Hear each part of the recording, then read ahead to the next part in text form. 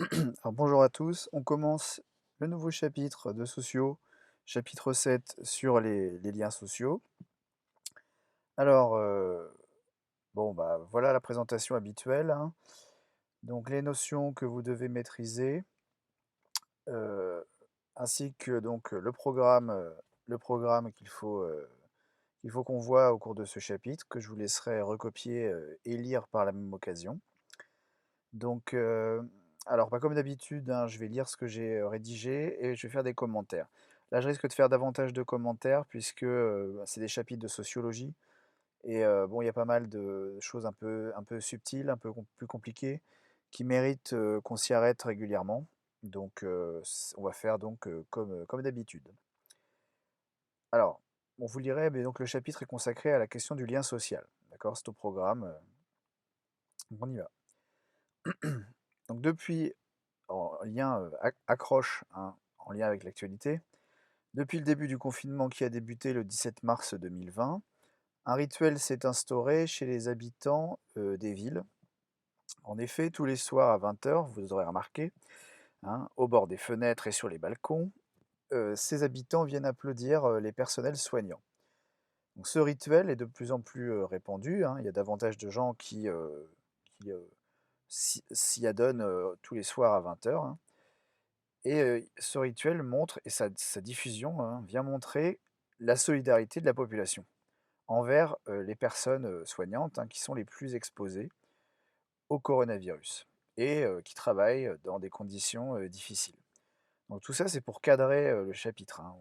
On part d'un exemple concret, accrocheur, qui est celui-ci de fait d'applaudir aux fenêtres tous les soirs à 20 h. On va voir comment est-ce qu'on va progressivement rattraper notre problématique d'ensemble. D'une manière générale, vous voyez, hein, quand je dis d'une manière générale, c'est une manière de dézoomer un petit peu, hein, d'élargir la focale de telle sorte à rattacher notre exemple concret à une problématique plus générale. Donc, d'une manière générale, la crise économique et sociale provoquée par le coronavirus semble faire renaître ici et là des actes de solidarité et d'altruisme, d'autant plus marquants et louables qu'ils sont très rares d'ordinaire. Alors, on va pas multiplier les exemples, mais si vous regardez bien, tout le monde s'active pour faire des choses pour être solidaire. Euh, on rend gratuit certaines émissions, comment dire, certains programmes de formation. On prend des nouvelles, des gens qu'on n'a pas le temps de prendre des nouvelles d'habitude.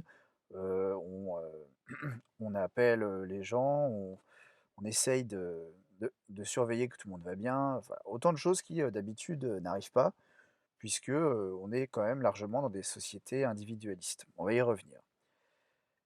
Il semble une fois de plus que c'est dans l'adversité, c'est le fait qu'on traverse, la société traverse une épreuve, hein, c'est dans l'adversité que renaît le souci de l'autre et l'importance de ce qu'on appelle la cohésion sociale. Notion du programme très importante que la cohésion sociale. On entend par cohésion sociale une situation où les membres d'une société partagent les mêmes valeurs, les mêmes buts, acceptent de respecter les mêmes règles et se sentent comme appartenant à une même société. Donc ça, c'est une définition très large, très générale, qui d'ailleurs va ressembler à d'autres définitions, hein, dans ce chapitre, mais, mais on tourne toujours à peu près autour des mêmes choses, hein. Donc ne vous soyez pas étonnés, c'est toujours l'idée que pour qu'il y ait cohésion sociale, pour qu'il y ait solidarité, pour qu'il y ait intégration sociale, on a toujours besoin d'à peu près la même chose, à savoir des normes et des valeurs communes, c'est-à-dire les gens respectent globalement les mêmes règles de conduite, ils ont les mêmes valeurs, c'est-à-dire les mêmes conceptions du bien et du mal, de ce qui est bon, mauvais, de ce qui est souhaitable, ce qui n'est pas souhaitable, de ce qui est juste, de ce qui est injuste. Tout ça, c'est des valeurs. Donc les gens, ils partageraient les mêmes valeurs, ils auraient les mêmes buts, ça veut dire qu'ils sont intéressés par les mêmes objectifs dans la vie, hein. Bon, les buts, c'est relié aux valeurs, hein. Et aussi, ils se sentent comme appartenant à une même société. On retrouve un peu la question des ça ressemble un peu à une définition des classes sociales, hein, mais c'est pas sans rapport, hein. Heu, Là, c'est l'idée que l'individu se réclame d'une appartenance à sa société ou plus localement peut-être à son groupe. Ok? Donc c'est-à-dire que le collectif fait partie intégrante de l'identité individuelle. Hmm. La personne se sent comme appartenant au groupe et le groupe reconnaît cette personne en tant que membre du groupe. Donc vous voyez, ça construit l'identité. Bon, on aura l'occasion d'y revenir, mais vous voyez un peu la cohésion sociale. Pour la comprendre, cette définition, hein, c'est plus un esprit que vraiment une définition très précise. La cohésion, c'est quand ça s'agglutine, hein, c'est quand les gens sont solidaires, sont collés, se sentent, se serrent les coudes. D'accord? Donc c'est ça la cohésion sociale. Cette cohésion sociale permet l'intégration des membres de la société, c'est-à-dire que chacun peut participer à un réseau relationnel, y trouver sa place et y construire pardon, son identité. Donc vous voyez, hein, c'est un peu redondant, on tourne un peu autour des mêmes notions. La cohésion sociale permet l'intégration, ou à moins que ce soit l'intégration qui soit la cause de la cohésion sociale. Mais bon, c'est toujours l'idée que les gens sont reliés les uns aux autres par des réseaux de relations. Ils se parlent, ils se voient, ils dialoguent, ils échangent, ils ont les mêmes idées, ils partagent les mêmes valeurs, ils ont les mêmes règles de conduite, ils sont choqués des mêmes choses, ils sont admiratifs des mêmes choses. Vous voyez, là, le fait d'applaudir tous les soirs à 20 h, c'est la preuve qu'il y a encore des choses dans cette société sur lesquelles on est d'accord. Le courage des soignants, c'est une valeur. Et on est tous d'accord là-dessus. C'est pour ça que les gens applaudissent. Et que c'est une manifestation de la cohésion sociale. Bon, alors je poursuis. Mais cette cohésion sociale est fragile et est régulièrement source d'inquiétude pour bon nombre de commentateurs de la vie économique, sociale et politique. Alors quand j'emploie le terme de commentateur, c'est un terme très pratique pour une rédaction, c'est général. Ça veut dire que quand on parle de commentateur, on peut aussi bien parler de journalistes que d'hommes politiques, que d'écrivains, que d'éditorialistes. En fait, les commentateurs, c'est les personnes, on va dire, intellectuelles, formées intellectuellement, qui ont le pouvoir de s'exprimer dans de grands médias. Que ce soit dans l'édition, hein, en publiant des livres, à la radio, à la télé, sur Internet, voilà. Les commentateurs, c'est des gens qui commentent l'actualité économique et sociale, qui ont des analyses à faire valoir et qui ont la capacité d'être entendus parce qu'ils ont accès aux médias. Donc si vous avez envie de parler de ce type de catégorie de personnes, vous pouvez employer le terme de commentateur. Donc un certain nombre de commentateurs de la vie économique, politique et sociale se font le relais de certaines thèses comme l'idée que la cohésion sociale serait fragile et serait régulièrement menacée. D'accord? En effet, il est fréquent d'entendre des discours alarmistes. Donc des discours, ça veut dire des gens qui développent des thèses, leurs petites analyses personnelles, plus ou moins, ces fameux commentateurs, hein. Donc ils vont distiller des analyses ou des discours alarmistes sur la fragilisation de la cohésion sociale, le délitement ou, pourquoi pas, la rupture même des liens sociaux qui unissent les individus. Donc par liens sociaux, hein, on va y revenir, mais déjà le lien familial, hein, le fait que les familles sont plus éclatées qu'avant. Il y a des familles il y a des divorces, des familles composées, recomposées, décomposées, tout ce que vous voulez. Les liens professionnels, le fait que des gens perdent leur emploi, n'en retrouvent pas, s'isolent. Le lien politique, le fait que les citoyens ont de moins en moins confiance dans les institutions politiques, dans les hommes politiques, qu'ils s'abstiennent plus, ne vont pas voter. Les liens religieux, alors si on est religieux, hein, mais c'est l'idée que pour qui est religieux ou accorde une place importante à la religion, on peut constater aisément un recul du religieux dans les sociétés modernes. Les gens croient moins ou pratiquent moins la religion, leur religion. On est plus une société basée sur un certain athéisme et une croyance plutôt dans la science que dans la religion. Donc, pour les personnes qui considèrent que la religion c'est source de lien social, le recul du religieux est un problème, ou est une menace pour le lien social.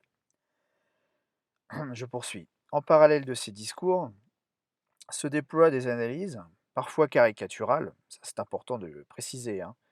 Caricatural, ça veut dire que non seulement parfois c'est exagéré, mais parfois c'est faux, c'est complètement faux. Donc des analyses parfois caricaturales sur la montée d'un individualisme égoïste. On précisera dans ce chapitre c'est quoi l'individualisme. Il n'y a pas que qui n'est pas que quelque chose de négatif sous son versant égoïste, hein. On verra ce que c'est un individualisme qui est positif. Donc, on serait dans une société où il y a une montée de l'individualisme égoïste, se mêlant à des replis, communautaires, sur fond, parfois, de crainte d'une guerre civile et ethnique. C'est-à-dire le discours sur la supposée, et je dis bien supposée, la supposée expansion de l'islamisme radical. Alors, donc, tout ça, c'est toujours de l'introduction, hein. L'idée, c'est que vous avez plein de commentateurs, qui, ils vont de leur petite analyse pour dire qu'on vit dans un monde où les gens sont égoïstes, ne pensent qu'à eux, et qu'ils sont trop individualistes et que tout ça, c'est pas bien. On vit aussi dans un monde où, on n'est plus dans une société, mais on serait dans un mélange, dans des communautés qui vivraient les unes à côté des autres et des communautés religieuses qui s'isoleraient, se replieraient sur elles-mêmes, qui ne communiqueraient pas avec le reste de la société. Bon, bah, ça demande à être prouvé. Heu, il y a aussi parfois des commentateurs les plus, on va dire les plus dangereux parmi eux, en général d'extrême droite, hein, qui, comment dire? Se font, enfin, essayent de prévenir qu'il y aurait, selon eux, un risque de guerre civile ou ethnique. C'est-à-dire que vous avez des thèses comme ça de personnes comme, vous voyez par exemple un Éric Zemmour, hein, comme d'habitude, qui part du principe que, la guerre civile approche, entre, les musulmans, et les non-musulmans. Voilà, et qu'il y aurait une expansion, de l'islamisme radical et non pas de l'islam, hein, de l'islamisme radical, et que, forcément ça va finir par se terminer en guerre civile, en une guerre religieuse en fait. Bon, bah, voilà, donc là on est bien dans le délitement du lien social et dans l'explosion, de la cohésion sociale. Bon, alors on va peut-être pas aller jusque-là, bien fort heureusement, mais on va quand même essayer d'analyser d'un point de vue scientifique ces différents propos. Donc présenté ainsi, je reprends, la société française, entre autres, hein, c'est un constat qu'on peut faire dans d'autres pays, la plupart des pays développés. La société française semble parcourue par de nombreux courants contraires, par des individus ou des groupes de plus en plus indépendants les uns des autres, au point qu'il peut être pertinent de se demander si les membres de la société française partagent encore des valeurs communes, s'ils se soucient encore les uns des autres, s'ils font encore société. Voilà, l'expression faire société.